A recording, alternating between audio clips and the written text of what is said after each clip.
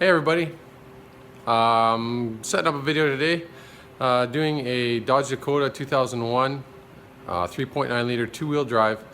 I'm redoing the rear wheel bearings and seals. Haven't seen too many videos online about this, so I figured, you know what, why not put one up there so you guys can have a hand figuring it out, and we can get this done. So here we are, we got a 2001 Dodge Dakota. And my intention, or what I'm going to be doing today, is doing the rear wheel bearings. And before we get started, we've got our front wheels shocked. Picked these shocks up for doing making sure my boat doesn't roll away, but in this case works perfectly for what I'm doing here. And then next thing we're going to be doing is getting underneath here, and we're going to be jacking up the axle. So we'll be putting the jack under there and putting some safety jack stands under each side, so that we're working in a safe environment when we do this. Alright, so I placed the jack underneath the center of the differential there. One of these high-speed jacks, so it doesn't take too long to get it up in the air. We'll pump it up and we'll come back. So when you're placing your jack stands, you want to make sure that you're placing them under the axle itself, and then giving yourself as much workspace as possible and still using them safely. So we're going to set them one notch down from the full extension, which will give us a lot of workspace underneath and around the axle here, and then also give us the safety we need when we're working underneath and around the truck when it's off of the wheels. Now we have the jack stands in place and the truck is resting on the jack stands.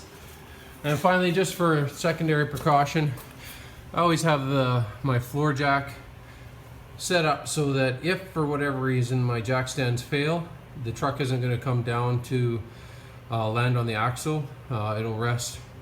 Even if it goes off kilter and I happen to be underneath it, then I won't end up being pinned. Next, we're going to move over and we're going to remove the lug nuts from the wheel. Earlier, before I had jacked the truck off the ground, I had loosened the lug nuts off of the wheel so they weren't tight, and now I'm just going to remove them completely off the wheel. Okay, so once we have the wheels removed, take them and move them out of the way, put them off to the side. Keep track of your lug nuts, make sure you don't lose them, put them in a location you can remember them. I put some on my toolbox and I have some here that are close by. Next is to remove the brake drum, and in behind the brake drum there's an access hole. I'm not sure here. I think you can see it right there. You need to put a screwdriver up in that hole, and then you work the screw that's inside to release the brake pads off of the drum. I've gone ahead and done that already so that we can have the brake drum just easily move off. And just with a little bit of working back and forth, the brake drum will release off of the brake pads themselves, and you'll be able to just off and move it out of the way. All right, now we're going to move on to the differential housing, and you can see that in the distance there in the middle. We're going to remove the bolts off that, and we'll follow up once I got that done. All right, so we've got the bolts off the differential, and then the next step is to get a catch pan or oil pan. And be prepared, you're going to pop this differential housing off, and all of your oil should come out from there. So if you can pop off, what I'm going to be doing is I'm going to be prying in here and trying to pop the bottom off, placing my hand high so that I can open up the bottom side and let the oil drain out, and then remove it without it falling down and splashing into the catch pan. All right, so here we are. We got the differential housing off, and you can see when I spin on the lug bolts, the gears are moving nice. There's no real wear, significant wear on the gears. I'm not too concerned about that. But what we're looking at here is I got an 8mm wrench, and I've got to remove a safety bolt that goes through here and holds this pin in place. So I'm going to work on removing that, and then we'll come back. So at this point, you need to go up into the cab and put the truck in neutral. And then once it's in neutral, you can grab the drive shaft here and spin it. I've removed that safety bolt, but you need to spin it so that you have access. And you can see the shaft is already out a little ways. You need to be able to pull that shaft out. So you need to be able to spin it so that you can remove the shaft, whether that's pushing in from the top and having it slide out the bottom.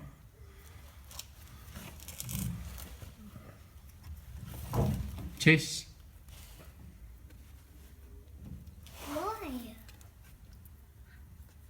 So there we go. My little boy here, Chase, is spinning the drive shaft or the axle while I'm working here. So I just have to get him to hold off on that for a minute.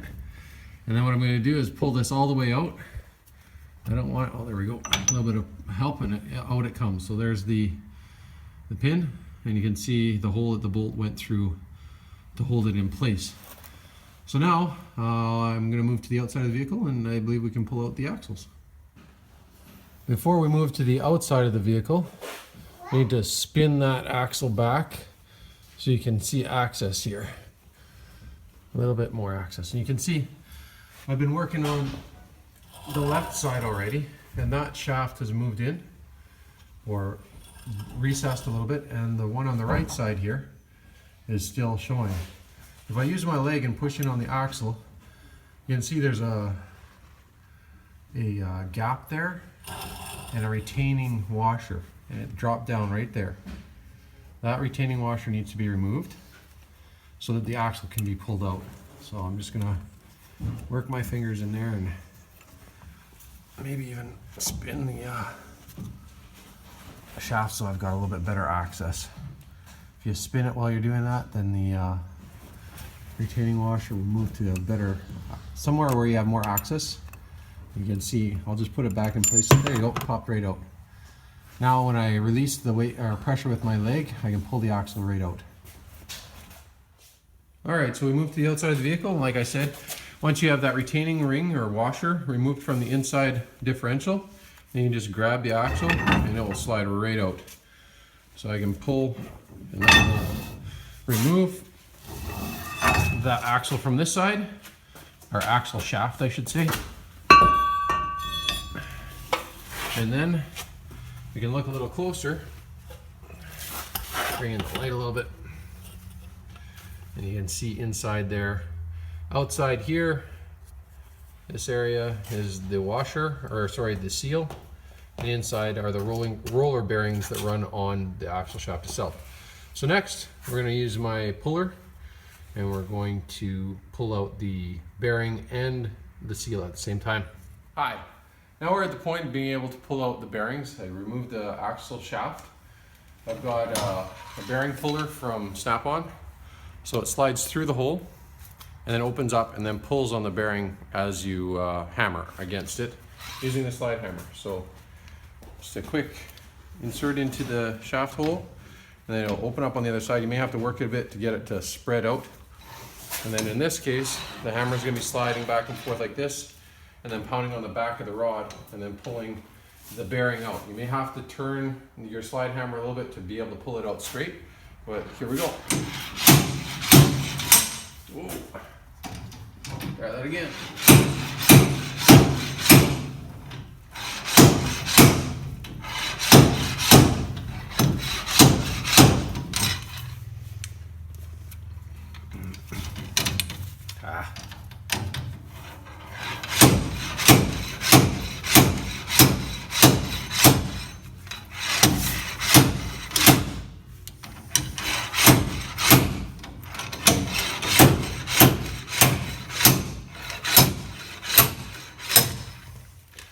And then you end up getting the seal and the bearing come out like that. All right, so we've taken the axle or the old bearing out, picked up new bearings, and what I like to do is actually, when you're putting the new bearing in, it's going to have some numbers printed on the outside rim.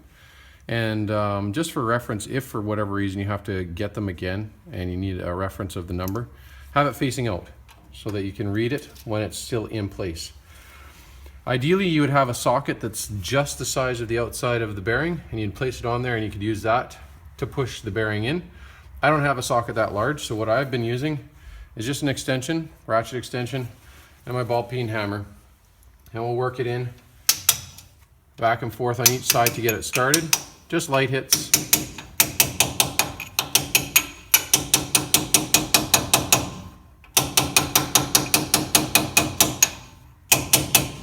As it gets in there further, you'll be able to ride the outside edge of the housing as you're going around. And we'll just go all the way in there.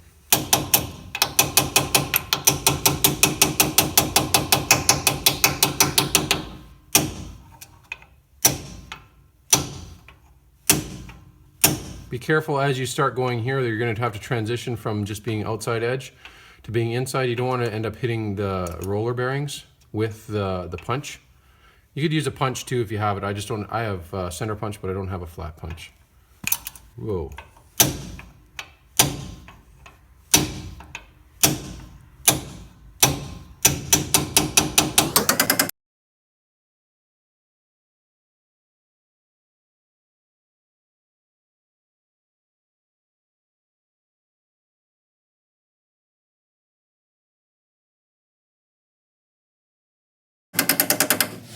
And then as you get close to having it set in, you'll be able to look along the edge between the bearing and the housing, and there's a little bit of a rise between, there's a difference in diameter of the hole for the bearing as there is for the seal. So I'm not quite there yet. I'm also looking inside at the back in the axle itself to see how far I have to go. I'm almost there, so just a little bit more and we'll be set.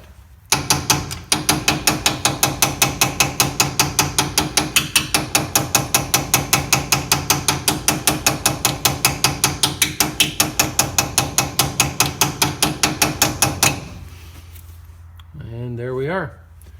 I'm noticing that it's not moving any further as I'm going around, so it's also far enough in. I checked the dimensions of the seal and the depth of the seal, and there's enough room there for the seal to seat against it.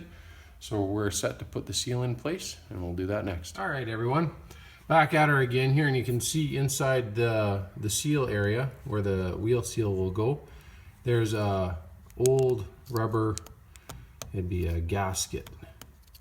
This is just a type of gasket in a tube, sort of like this. Moto Seal, this is a Permatex gasket maker. It's not high temperature. There's no high temperatures that are really engaged in here, so it doesn't have to be a high temperature. The brake and the brake drum might get high temperature, but the axle won't unless it's worn out. And at that point, you're not too concerned about the gasket there. So what we're going for now is just to dry up any leftover oil that may have come out of the differential housing and down the alleyway or axleway. So we're drying that up, and then we're going to take that utility knife and we're going to scrape out all of this old gasket out of here so that we have a fresh base for the new seal that's going to go in there. And then we're going to apply that Permatex gasket maker on the outside of the seal and put it in place and tap it in there, and we'll be ready for that. I'll show you that one coming up next.